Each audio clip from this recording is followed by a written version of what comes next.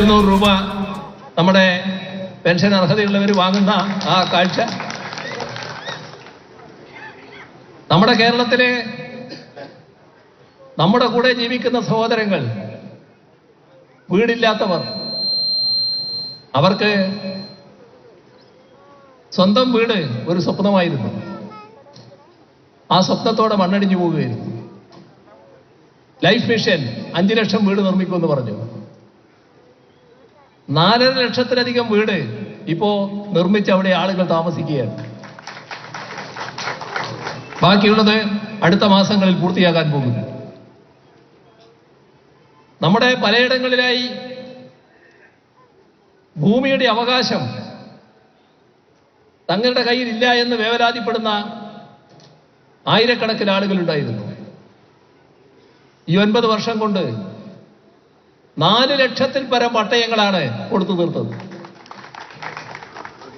ഇതെല്ലാം ജനങ്ങളോടുള്ള പ്രതിബദ്ധതയുടെ ഭാഗമായി സംഭവിക്കുന്നതാണ്. നമ്മുടെ സംസ്ഥാനം വ്യവസായത്തിന് പറ്റാത്തൊരു സംസ്ഥാനം എന്നായിരുന്നു ആദ്യം കണക്കാക്കിയിരുന്നത്. വ്യവസായ സൗഹൃദ അന്തരീക്ഷമേ ഇല്ല. ആ പട്ടികയ്ക്ക് എടുത്താൽ നമ്മൾ വളരെ പുറകിൽ. 2016 മുതൽ നാം നടത്തിയ പ്രവർത്തനം, നിയമ ഭേദഗതി, ചട്ടങ്ങൾ ഭേദഗതി, കേരളത്തിന്റെ മാനസിക ഘടനയിൽ മാറ്റം വരുത്താനുള്ള ഇടപെടൽ, അതുമായി ബന്ധപ്പെട്ട എല്ലാവരെയും ചേർത്തുകൊണ്ടുള്ള ചർച്ചകൾ 2021 LDF അല്ല അധികാരത്തിൽ വന്നിരുന്നത് എന്ന് സങ്കല്പിക്കുക. അവിടെ കടക്കും. പിന്നെ അതിന് തുടർച്ചയുണ്ടാവില്ല. 2021 LDF അധികാരത്തിൽ വന്നപ്പോ അതിന് തുടർച്ചയുണ്ടായി. എന്ത് സംഭവിച്ചു? ഈ രാജ്യത്തെ നമ്പർ 1 സംസ്ഥാനം നിക്ഷേപ സൗഹൃദ കാര്യത്തിൽ കേരളം നമ്പർ 1 എന്ന നില നേടാൻ നമുക്ക് കഴിഞ്ഞു. നിക്ഷേപ സംഗമം നടത്തിയപ്പോ ലോകത്തെ പ്രധാനപ്പെട്ട, ഇന്ത്യയിലെ പ്രധാനപ്പെട്ട ഒട്ടേറെ സ്ഥാപനങ്ങൾ വന്ന് 1.5 ലക്ഷം കോടിയിൽ പരം രൂപയുടെ നിക്ഷേപ താൽപര്യ പത്രമാണ് ഒപ്പിട്ടത്. കേരളം കുതിക്കുകയാണ്, വലിയ തോതിൽ മാറുകയാണ്. IT രംഗം വൻ മാറ്റത്തിന് വിധേയമാകുന്നു. നമ്മുടെ എല്ലാ IT പാർക്കുകളും വലിയ തോതിൽ വികസിച്ചിരിക്കുന്നു. 2016 നിന്ന് വളരെ മുന്നോട്ട് പോയിരിക്കുന്നു.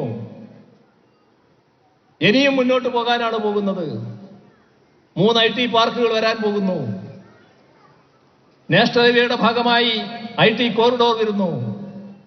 നമ്മുടെ ചെറുപ്പക്കാർ ആഗ്രഹിക്കുന്ന ഒരു തൊഴിൽ മേഖലയാണത്. കാർഷിക രംഗം വലിയ അഭിവൃദ്ധി. 2016 ഇരട്ടി എന്ന നിലയിലേക്ക് കാർഷിക രംഗം അഭിവൃദ്ധിപ്പെട്ടിരിക്കുന്നു. നെൽകൃഷിയുടെ കാര്യം തന്നെ അഭിവൃദ്ധിപ്പെട്ടിരിക്കുന്നു. ഏത് മേഖല എടുത്താലും ഈ അഭിവൃദ്ധി കാണാൻ നമുക്ക് സാധിക്കും. ഇതാണ് LDF കേരളത്തിന് നൽകിയിട്ടുള്ള കാര്യം. അത് തിരിച്ചറിഞ്ഞുകൊണ്ടാണ് LDFനെ വലിയ തോതിൽ ജനങ്ങൾ പിന്താങ്ങിയിട്ടുള്ളത്.